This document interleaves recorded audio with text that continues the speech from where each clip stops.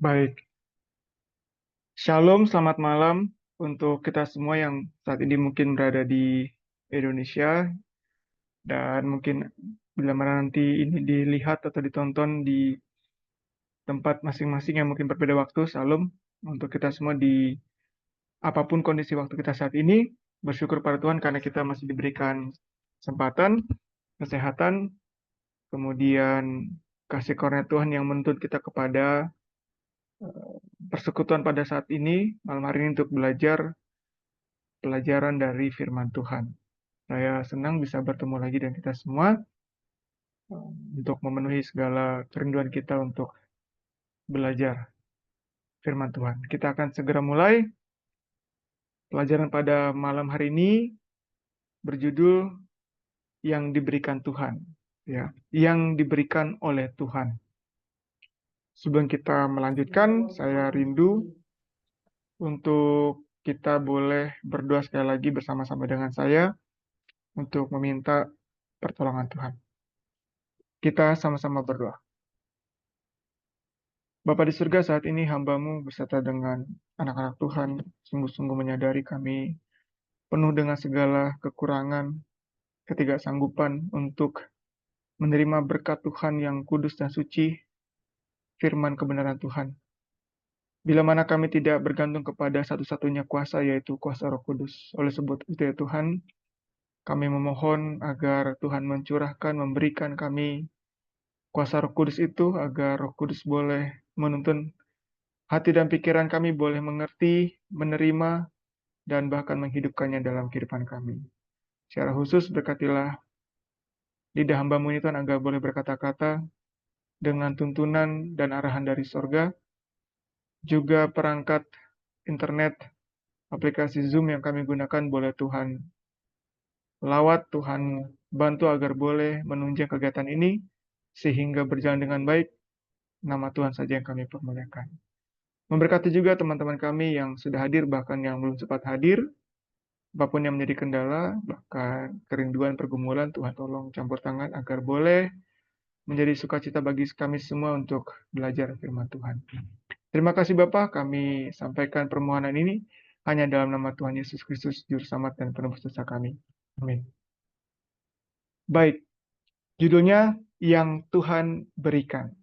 Nah, pada malam hari ini sebenarnya pelajarannya tidak begitu panjang atau dalam, tapi saya hanya mau kembali mengajak pikiran kita kembali kepada sedikit kembali merefresh akan pengenalan kita akan Tuhan.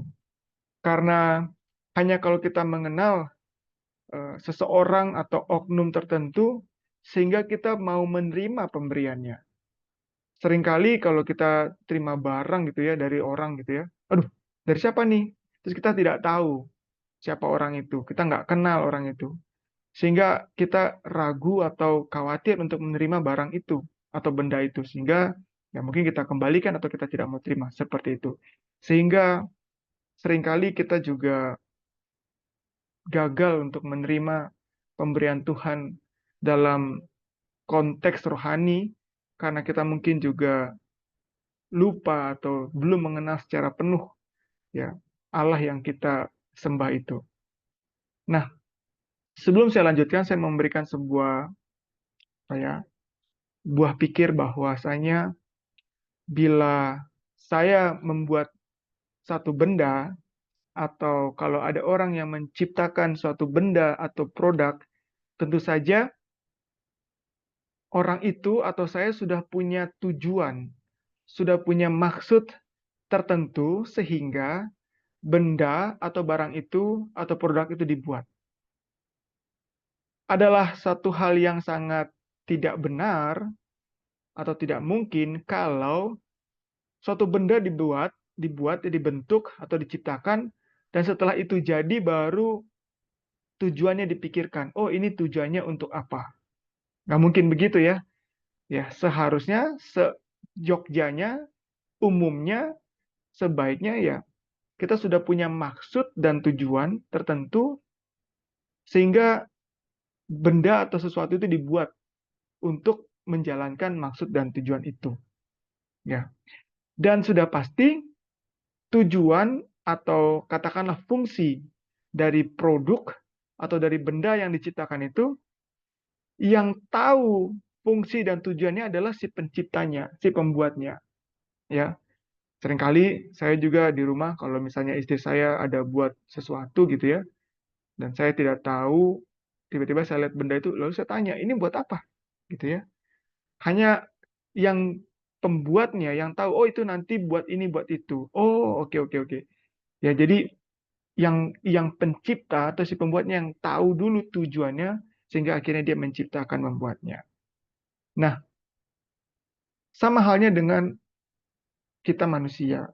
Saat kita diciptakan Tuhan, adalah tidak benar bahwa setelah kita diciptakan, baru Tuhan mau pikir-pikir, apa tujuannya manusia diciptakan ya? Apa tujuan manusia diciptakan? Buat apa ya diciptakan manusia? Sebaliknya sudah pasti Tuhan punya rencana atau tujuan atau maksud, katakanlah fungsi untuk kita manusia sehingga akhirnya kita diciptakan. Kita adalah produk atau buatan tangan hasil karya Tuhan untuk suatu maksud, tujuan atau fungsi tertentu yang Tuhan sudah punya, gitu ya.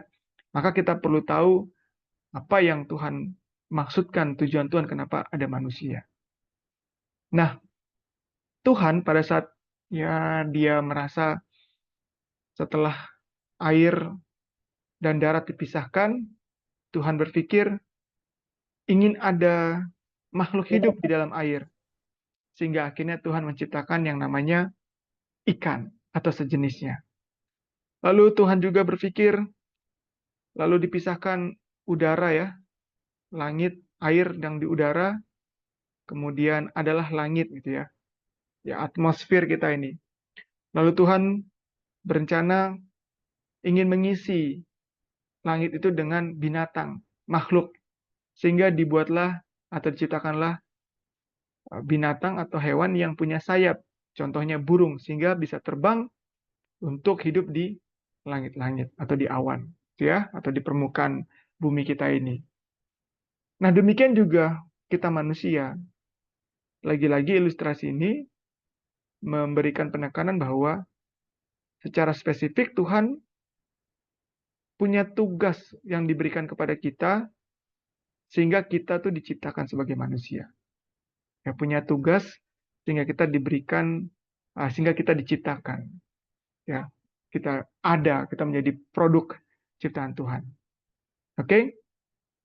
Dengan menjelaskan itu, dengan menyampaikan itu, maka Tuhan memberikan hal-hal yang perlu, yang penting untuk melaksanakan tujuannya atas manusia. Artinya, karena tadi saya punya fungsi diciptakan, dibuat oleh Tuhan punya tujuan dan fungsi, maka Tuhan akan memberikan hal-hal, ya, sesuatu, apapun itu, yang untuk menunjang saya sebagai manusia yang diciptakan bisa berfungsi atau menjalankan tujuan dari kenapa Tuhan menciptakan saya. Ya, sederhana seperti itu. Saya mau mengajak kita semua untuk membuka Alkitab kita di dalam kitab Kejadian pasal 1, ya.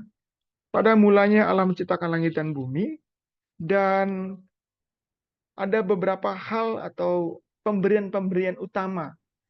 Boleh juga saya sebut pemberian-pemberian awal yang Tuhan kasih. Pelajaran kita pada malam hari ini yang Tuhan berikan. Yang pertama, kita lihat Kejadian pasal 1 ayat 29. Saya tidak random ya, tapi saya pilih hal-hal yang sederhana dan yang memang kita alami juga gitu ya. Kita juga mengalaminya. Ke dalam Kejadian pasal 1 ayat 29, berfirmanlah Allah, lihatlah aku memberikan kepadamu, ya, ada yang diberikan oleh Tuhan, segala tumbuh-tumbuhan yang berbiji di seluruh bumi dan segala pohon-pohonan yang buahnya berbiji, itulah akan menjadi makananmu. Ya, jadi setelah Tuhan ciptakan hari pertama, hari kedua, hari ketiga, hari 4 sampai hari ke-6 ciptakan manusia, Tuhan menegaskan lagi disampaikan bahwa inilah menjadi makanan. Aku memberikan kepadamu, ada sesuatu yang Tuhan berikan untuk dimakan. Nah, kalau gitu kita bisa ambil kesimpulan awal bahwa makanan itu kita makan bukan karena kita sekedar lapar atau ingin punya tenaga, ya. Makanan itu kan sumber energi ya dan nutrisi. Tapi itu juga kita makan untuk maksud dan tujuan Tuhan kenapa kita diciptakan. Karena tadi kita sepakat bahwa Tuhan sudah punya rencana tujuan dulu, makanya ada benda yang diciptakan, termasuk manusia. Dan setelah manusia diciptakan, ya, Tuhan memberikan sesuatu untuk menunjang ciptaannya ini bisa melaksanakan maksud atau tujuan atau rencana Tuhan kenapa kita diciptakan. Salah satunya makanan. Ya, oleh sebab itu kita perlu juga memperhatikan makanan kita. Jangan sampai makanan yang kita makan itu tidak menunjang, tidak menunjang tuh apa yang menjadi rencana Tuhan untuk kita laksanakan, fungsi kita sebagai manusia. Mari pilih makan makanan yang memang itu bisa menunjang. Oke? Maksud dan tujuan Tuhan. Tapi kita nggak bahas makanan, kita nggak ngomongin soal diet, atau mungkin bicara soal kesehatan secara spesifik pada malam hari ini. Saya mau melanjutkan kepada pemberian Tuhan yang selanjutnya. Saya mau mengajak kita semua ke dalam Kejadian pasal yang kedua, ayat yang ke-16. Kejadian pasal 2 ayat yang ke-16, Tuhan bilang di sana, lalu Tuhan Allah memberi perintah ini kepada manusia. Jadi Kejadian 1 ayat 29, Tuhan memberikan tumbuh-tumbuhan, makanan. Kejadian 2 pasal 16, Tuhan memberi perintah. Ini adalah pemberian yang selanjutnya yang Tuhan berikan kepada manusia, khususnya Adam dan Hawa, di taman di Eden. Ya. Jadi Tuhan memberi perintah, ya, kepada manusia. Kita tahu perintahnya, semua pohon dalam taman ini boleh kau makan dengan bebas. Ayat 17-nya, tetapi satu pohon jangan dimakan. Kalau kau makan, mati.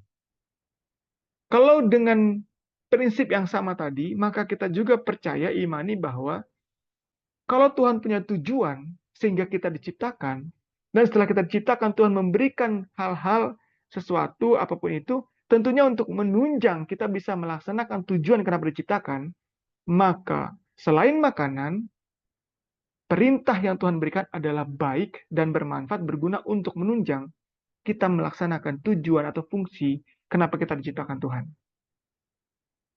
Dan ini adalah pemberian yang, ya kalau kita lihat dalam konteks ini ya, saya sederhanakan saja, bisa saja kita sebut ini pemberian yang kedua, gitu ya. Pemberian yang kedua. Jadi ini penting. Dua hal ini penting. Sesuatu yang masuk ke dalam tubuh kita, baik itu makanan, dan perintah yang masuk ke dalam tubuh kita melalui telinga karena kita mendengar, mata karena kita membaca. Masuk ke dalam tubuh kita. Yang ketiga, tiga saja malam hari ini yang saya mau kita lihat dari peristiwa di Eden ya. Yang ketiga, kita masuk ke fase di mana setelah manusia itu jatuh dalam dosa. Ya. Tentu saja kita akan pindah ke Kejadian pasal 3. Nah, Kejadian pasal 3 ayat yang ke-15, Tuhan memberikan sesuatu juga sebenarnya yang penting untuk kita perhatikan di sini. Kejadian pasal 3 ayat 15, aku akan mengadakan permusuhan antara engkau dan perempuan ini, antara keturunanmu dan keturunannya. Keturunannya akan meremukkan kepalamu dan engkau akan meremukkan tumitnya. Setelah Adam dan Hawa berdosa, gagal ya, menuruti perintah Tuhan yang tadi Tuhan kasih, yang perintah itu tujuannya untuk ya supaya kita akhirnya menjalankan fungsi dan tujuan kenapa kita diciptakan. Nah, karena gagal manusia jadi berdosa, ya. Tuhan memberikan Kejadian 3 ayat 15 yang adalah profesi. Tuhan memberikan nubuatan.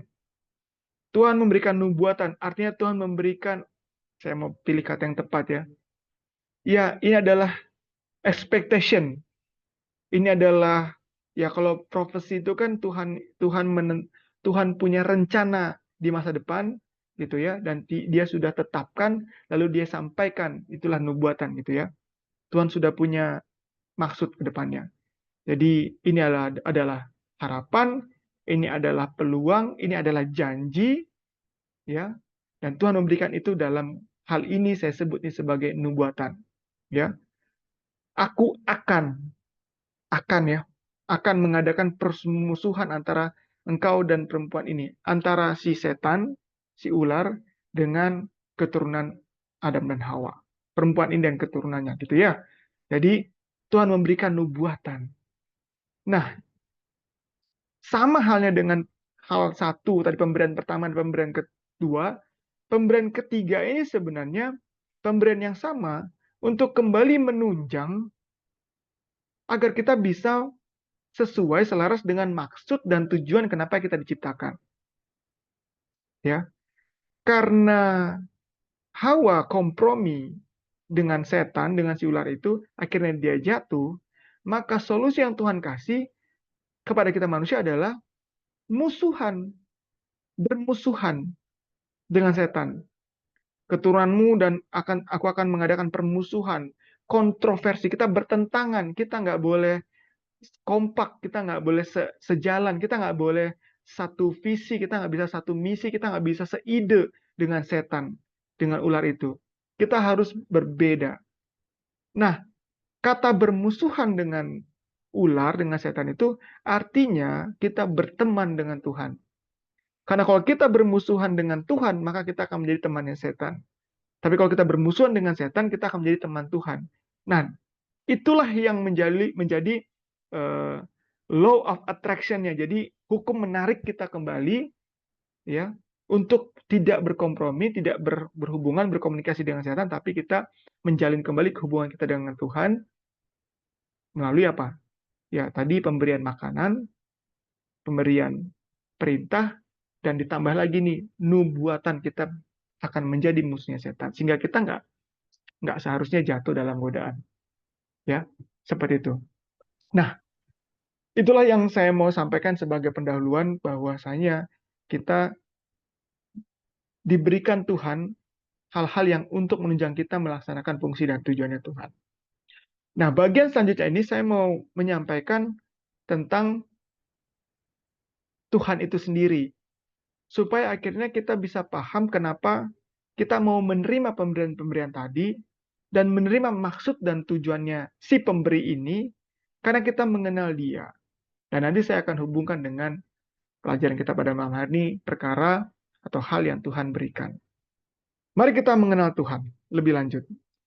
Ini ada beberapa ayat yang harus ya, perlulah gitu ya kita baca untuk menambah iman percaya kita, pengenalan akan Tuhan. Yang pertama, saya mau kita buka Lukas pasal 18 ayat 19. Ya, malam ini kita agak sedikit ini ya, diajak untuk bukan ngebut ya, tapi lebih cepat dalam membuka Alkitab. Buat teman-teman yang membuka kitab buku dan yang membuka handphone, Alkitab yang ada di handphone juga silahkan. Lukas pasal 18 ayat yang ke-19 firman Tuhan, jawab Yesus, mengapa kau katakan aku baik? Tak seorang pun yang baik selain daripada Allah saja. Yang pertama, kita kenal bahwa Allah itu baik. Nggak boleh ada hal yang menyatakan, mempengaruhi pikiran kita, baik itu fenomena hidup, pengalaman hidup kita, sehingga kita meragukan kebaikan Tuhan. Nggak bisa. Ya, Allah itu baik. Yesus bilang, sebab katanya, yang tidak ada yang baik selain daripada Allah saja. Informasi pertama yang kita pelajari dari firman Tuhan malam hari ini, Allah itu, Tuhan itu baik. Yang kedua, Keluaran pasal yang ke-9, ayat yang ke-27. Keluaran pasal 9 ayat yang ke-27.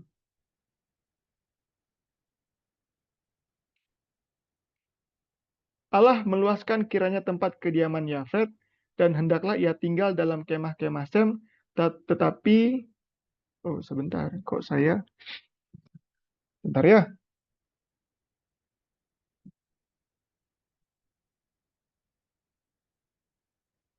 Oh, Yesaya 5 ayat 16. Sorry, saya salah. Yesaya 5 ayat 16. Wah, Yesaya 5 ayat yang ke-16. Yang pertama tadi, Allah itu baik. Yang selanjutnya, Allah itu, Yesaya 5 ayat 16.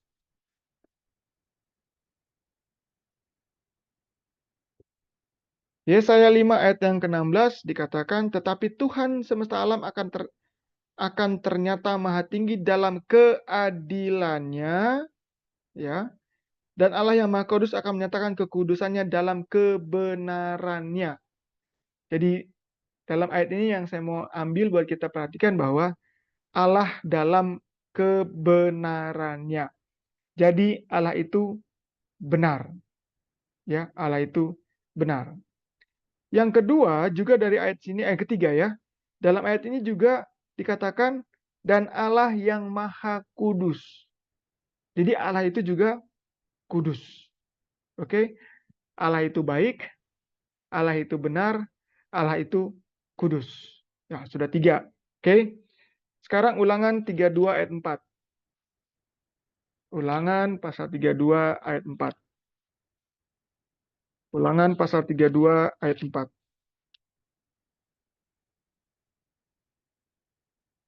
Ulangan pasal 32 ayat 4. Gunung batu yang pekerjaannya sempurna karena segala jalannya adil. Nyanya huruf besar ya. Allah yang setia dengan tiada kekurangannya. Adil dan benar dia. Kata adil diulang-ulang di sini. Jalannya adil, dan dikatakan adil dan benar dia. Ya, jadi Tuhan itu juga apa? Baik, benar, kudus, dan adil. Luar biasa. Lanjut. Matius 5 ayat 48. Matius pasal 5 ayat 48. Mudah diingat ya. Itu sifat-sifat kebaikan semua ya. Matius pasal 5 ayat yang ke-48. Karena itu haruslah kamu sempurna sama seperti Bapamu yang di sorga adalah sempurna. Jadi baik, benar, kudus, adil, Allah itu juga sempurna. Nah, lanjut. 1 Yohanes 4 ayat 8. Mari kita mengenal Allah itu dan mengenal lewat pribadinya. 1 Yohanes 4 ayat yang ke-8. 1 Yohanes pasal 4 ayat yang ke-8. Barang siapa tidak mengasihi, ia tidak mengenal Allah. Sebab Allah adalah kasih.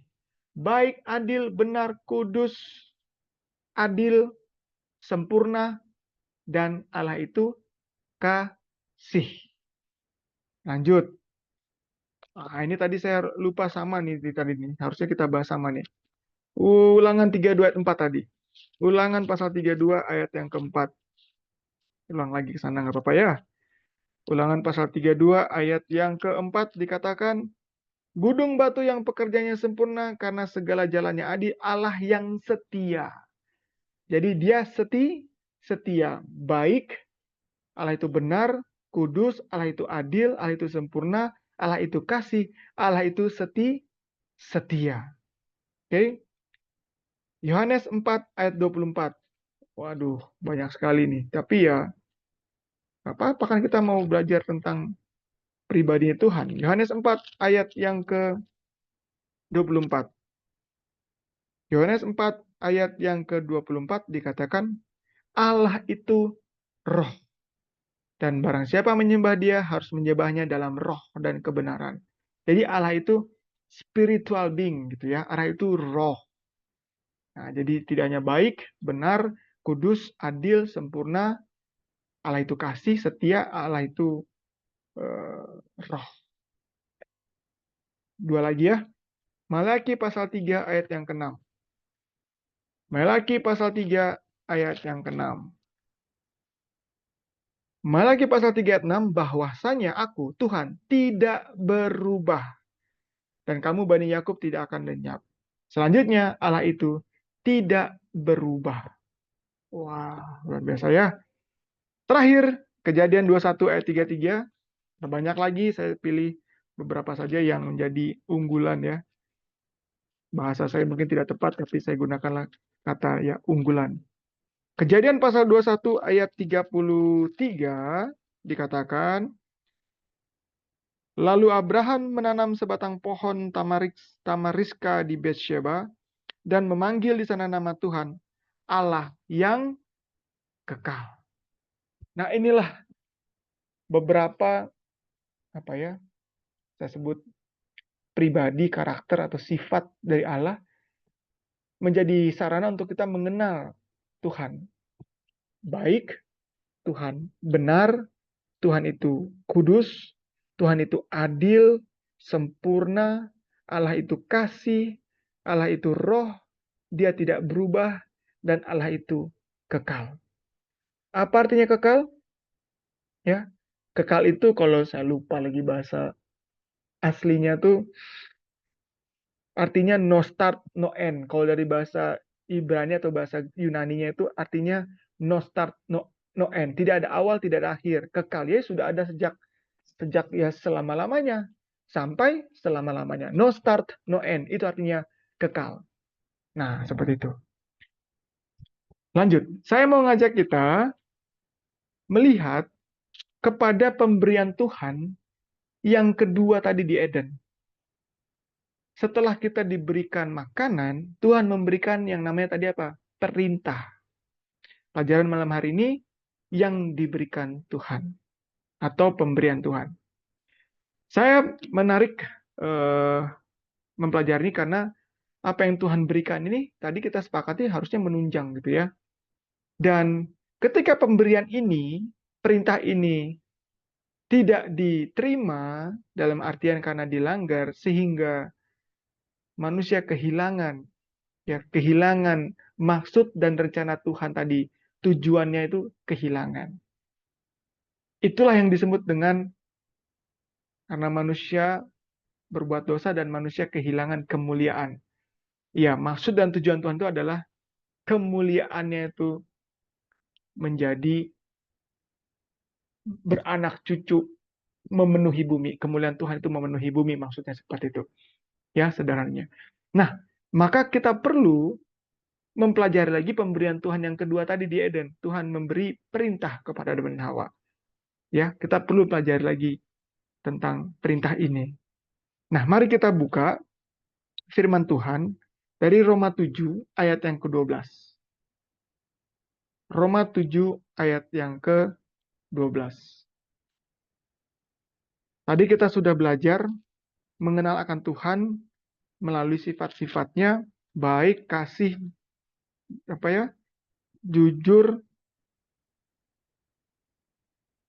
lagi, setia, adil, kudus, benar, sempurna, tidak berubah dan sempurna dan kekal. Sekarang kita lihat pemberiannya itu, yang Tuhan berikan itu. Perintah ya, yang kedua dari kita lihat. Roma pasal 7 ayat yang ke-12, firman Tuhan. Jadi, hukum Taurat adalah kudus. Dan perintah itu juga adalah kudus, benar, dan baik. Ada 3 sifat Tuhan, paling sedikit dari yang tadi kita bahas ya. Tuhan itu baik, Tuhan itu kudus, Tuhan itu benar. Dan Tuhan katakan itu ada pada hukumnya. Saya ulangi, jadi hukum Taurat hukum Taurat itu adalah kudus, dan perintah itu juga adalah kudus, benar, dan baik. Waktu Tuhan memberikan perintah kepada Adam dan Hawa, perintah itu kudus, perintah itu benar, perintah itu baik. Perintah itu bagian dari sifat atau bagian dari pribadinya Allah. Hukum itu bagian dari pribadinya Allah. Kegagalan manusia dalam menerima perintah atau hukum juga bisa karena gagal mengenal Tuhan tadi. Ya, makanya saya mulai dengan mengenal sifat atau pribadinya Tuhan tadi ya. Jadi itu ya, hukum atau perintah Tuhan itu kudus, benar ya, dan baik. Tadi kita sudah lihat Allah itu baik, Allah itu benar, Allah itu kudus. Firman Tuhan juga dalam Mazmur pasal 19 ayat yang ke-7. Mazmur pasal yang ke-19 ayat yang ke-7. Mazmur pasal 19 ayat yang ke-7. Tapi, oh ya, saya biasa lihat dari King James, jadi ini kalau di kitab terjemahan bahasa Indonesia di ayat 8 ya, ayat yang ke-8. Mazmur pasal 19 ayat yang ke-8. Taurat Tuhan itu sempurna. Oke? Menyegarkan jiwa, peraturan Tuhan itu teguh, memberikan hikmat kepada orang yang tak berpengalaman. Dikatakan di sini, Taurat Tuhan itu sempurna. Tadi kita sudah baca juga ya, bahwa Allah itu sempurna. Di dalam Taurat atau hukum atau perintah Tuhan, ada pribadi Tuhan juga, ada karakter Tuhan juga di sana. Kesempurnaan Tuhan ada pada hukumnya. Lanjut. Kembali ke kitab Roma pasal 13. Kitab Roma pasal yang ke-13 ayat yang ke-10. Nah, Roma pasal 13 ayat yang ke-10.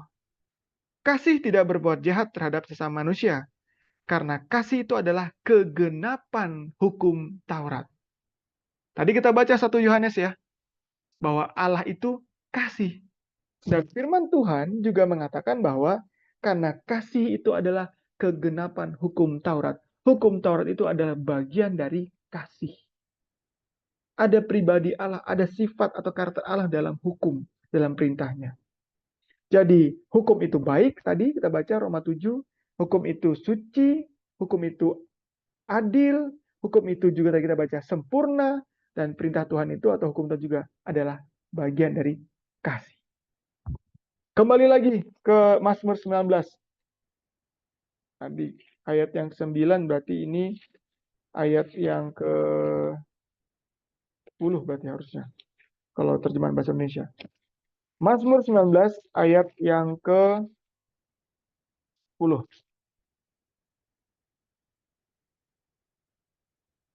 19 ayat yang ke-10. Takut akan Tuhan itu suci, tetap ada untuk selamanya. Hukum-hukum Tuhan itu benar dan adil semuanya. Tadi kita sudah belajar bahwa Allah itu benar, maka kita juga melihat firman Tuhan mengatakan bahwa hukum Allah itu juga benar. Wah, ini cocok logi atau kebetulan atau memang desainnya Tuhan. Bahwa perintah atau hukum yang dia berikan kepada kita itu adalah bagian dari dirinya. Ya, sifat-sifatnya. Ya, ada adil di situ ya. Ada adil, juga ada apa kata tadi? Ada suci, ada benar. Kita lanjut.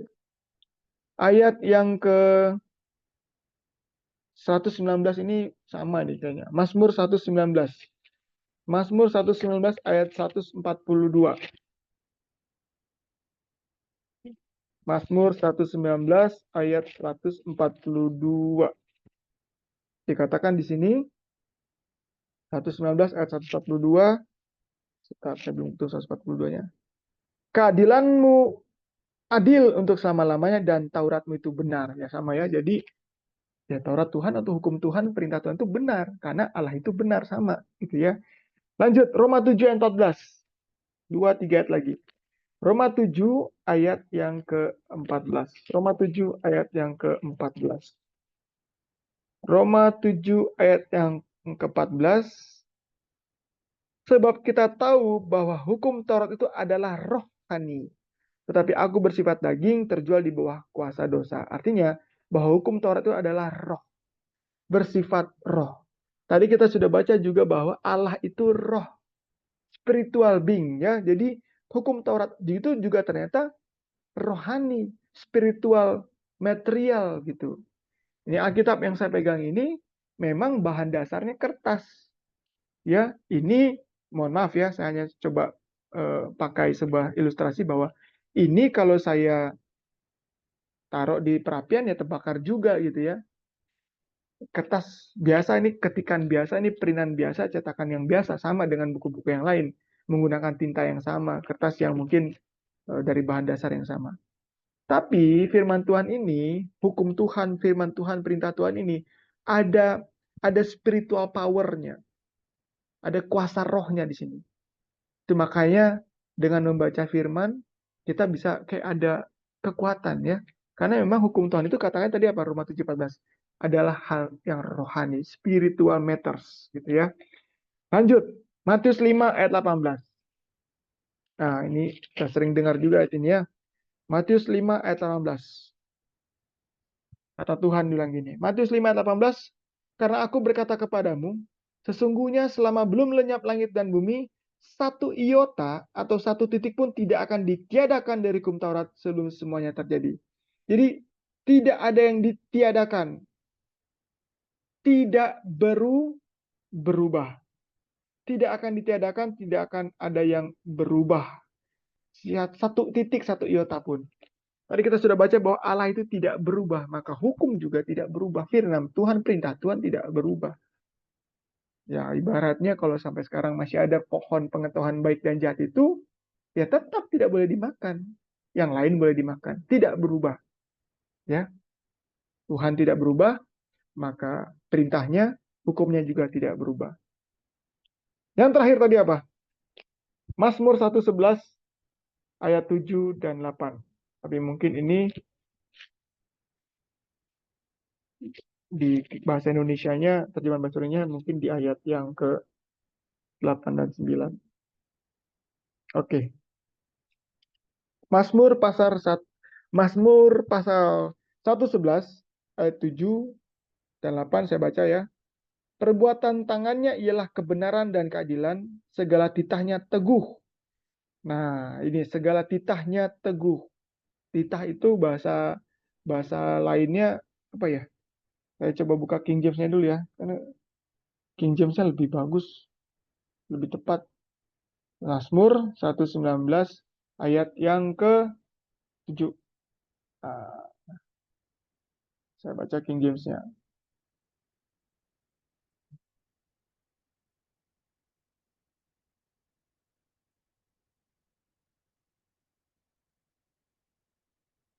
Mazmur 100, oh sorry, 111 ya. Ayat yang ke-7.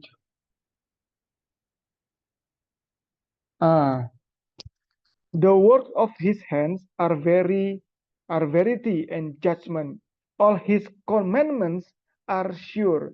Jadi dan semua perintahnya adalah sure, pasti. Kata sure ini dalam bahasa asli Ibrani itu sesuatu yang teguh, yang kokoh. Jadi kalau tadi kita bilang Tuhan itu kekal, ya perintahnya juga kekal. Firman-Nya itu kekal, ya. Hukumnya itu kekal seperti Dia. Nah, demikian yang sudah saya sampaikan atau yang sudah kita lihat sama-sama ya, bahwasanya kalau hukum atau perintah Tuhan itu tidak ada bedanya dengan Tuhan. Tuhan itu baik, hukum tadi katanya baik. Tuhan itu benar, hukum atau perintah itu benar. Tuhan itu kudus, hukum tadi kata juga perintah itu kudus. Sempurna, sekasih adalah kasih, hukum dan perintah juga kasih dan sempurna. Setia ini juga setia. Oke? Adalah hal yang rohani juga rohani. Tidak berubah ya, satu titik iota pun tidak ditiadakan, berarti tidak berubah juga. Dan kekal, dan ini juga kekal. Maka melalui perintahnya atau melalui hukumnya yang tadi di dalam Kejadian pasal 2 ayat 16, Tuhan memberi perintah, memberi hukum, memberi tatanan hidup. Saya mau sampaikan seperti ini. Sebenarnya Tuhan memberikan dirinya. Amin. Karena tidak ada satupun yang berbeda dari hukumnya Tuhan. Dari dirinya. Kita udah lihat tadi semuanya sama. Hukum itu baik, benar, suci, sempurna, adil, kudus, rohani, tak berubah. Yesus atau Tuhan itu ya sama, baik, benar, kudus. Maka waktu Tuhan memberikan perintah, Tuhan memberikan hukum, Tuhan sedang memberikan dirinya sebenarnya. Itu adalah apa ya? Transkrip ya, hukum atau perintah Tuhan, firman Tuhan itu transkrip dari Allah itu sendiri. Jadi Tuhan dalam bentuk tulisan lah kalau kita saran kalau kita baca hukum dan perintahnya lewat Alkitab gitu ya. Jadi waktu Tuhan memberikan hukum itu, Tuhan memberikan dirinya. Maka pelajaran pada malam hari ini berjudul Yang Tuhan Berikan. Yang Tuhan berikan untuk maksud dan tujuan kenapa kita diciptakan itu bisa berjalan dengan baik, Tuhan memberikan dirinya. Supaya manusia yang punya citra dan rupa Allah itu tetap punya citra dan rupa Allah, kemuliaan Allah itu tetap ada di Eden, lalu di dunia, sehingga itu beranak cucu, berkembang biak, sehingga terang kemuliaan Allah itu menjadi terang ke seluruh bumi ini. Rencana Tuhan itu, Tuhan memberikan dirinya. Nah, Tuhan memberikan dirinya melalui hukum atau perintah. Kegagalan kita, manusia ini gagal, sehingga Tuhan memberikan janji. Yang tadi saya sebut profesi, nubuatan. Bahwa kita dan setan akan berseteru, perang, nggak berteman seharusnya, bermusuhan. Dan supaya permusuhan itu menjadi permusuhan yang abadi, tidak kompromi lagi seperti Eden, maka Tuhan memberikan Yohanes 3:16. Tuhan memberikan atau mengaruniakan artinya kan memberikan anaknya yang tunggal Yesus Kristus. Mati untuk kita. Supaya setiap orang yang percaya tidak binasa, melainkan hidup kekal, kembali menggunakan kemuliaan Tuhan itu lagi. Dan Yesus datang, ya Yesus datang itu, nah ini, Yesus datang itu, kalau ada orang yang sekarang ini ya, hidup di zaman kita ini, kalau ada satu orang ya, yang punya prestasi lah saya sebut ya, kalau punya satu prestasi yang tidak dimiliki orang lain, maka orang itu bisa jadi, kalau bahasa sekarang kita kenal, menjadi influencer, betul ya? Jadi influencer gitu ya. Ada orang yang dia sangat hobi dengan traveling, sehingga menjadi traveling influencer. Dia berhasil dalam bisnis, maka orang ini menjadi bisnis influencer. Dia menjadi pengaruh, dia menjadi, bahasa kita bisa juga kita gunakan teladan. Dia menjadi influencer, dia menjadi pengaruh, gitu ya. Kalau ada orang yang punya keberhasilan satu atau dua hal, gitu ya, menjadi influencer bahasa kita sekarang. Tapi anak Allah Bapa yang bernama Yesus Kristus dari Nazaret itu, dia berhasil tidak hanya satu, dua, tiga prestasi dalam rangka menjalankan kehidupan manusia yang punya tujuan awal, yang Tuhan tadi punya tujuan awal, Tuhan punya tujuan awal kenapa manusia diciptakan, dia berhasil sukses menjalankan hidupnya, sehingga tujuan yang Tuhan maksudkan bagi manusia bisa dia carry on, bisa dia bawa sampai tugas pelayanannya dalam kehidupan sebagai manusia selesai, dan dia layak mati, lalu bangkit dan naik ke surga. Maka seharusnya Yesus menjadi influencernya kita. Amin. Yesus menjadi satu-satunya atau top priority influencer kita. Karena dia hidup, karena dia hidup yang menerima pemberian-pemberian Tuhan itu. Termasuk makanan, termasuk perintah, termasuk hukum. Dalam bahasa lain, termasuk kehendak Bapa. Itu makanya dia berhasil dan dia menjadi influencer sejati untuk kita. Menjadi influencer sejati untuk kita. Saya mau tutup pelajaran pada malam hari ini.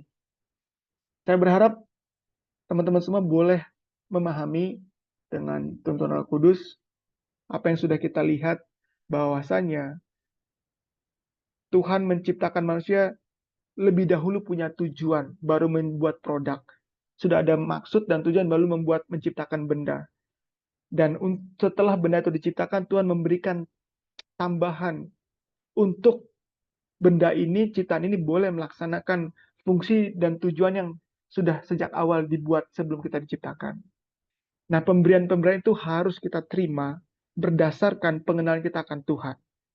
Dan kita melihat bahwa hukum atau perintah yang Tuhan kasih adalah sebenarnya adalah dirinya sendiri yang dia kasih. Dia memberikan dirinya.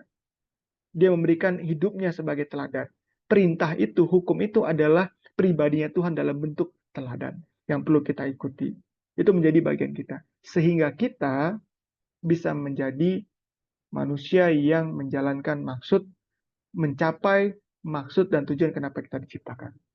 Dan karena dosa pun terjadi, tujuan dan maksud Tuhan itu tetap sama, dan diberikan janji pengharapan kita bisa berhasil melalui pekerjaan kasih karunia, tuntunan Roh Kudus, melalui pemberian yang sama. Tatanan hidup, petunjuk hidup, hukum atau firman atau perintah-perintah Tuhan.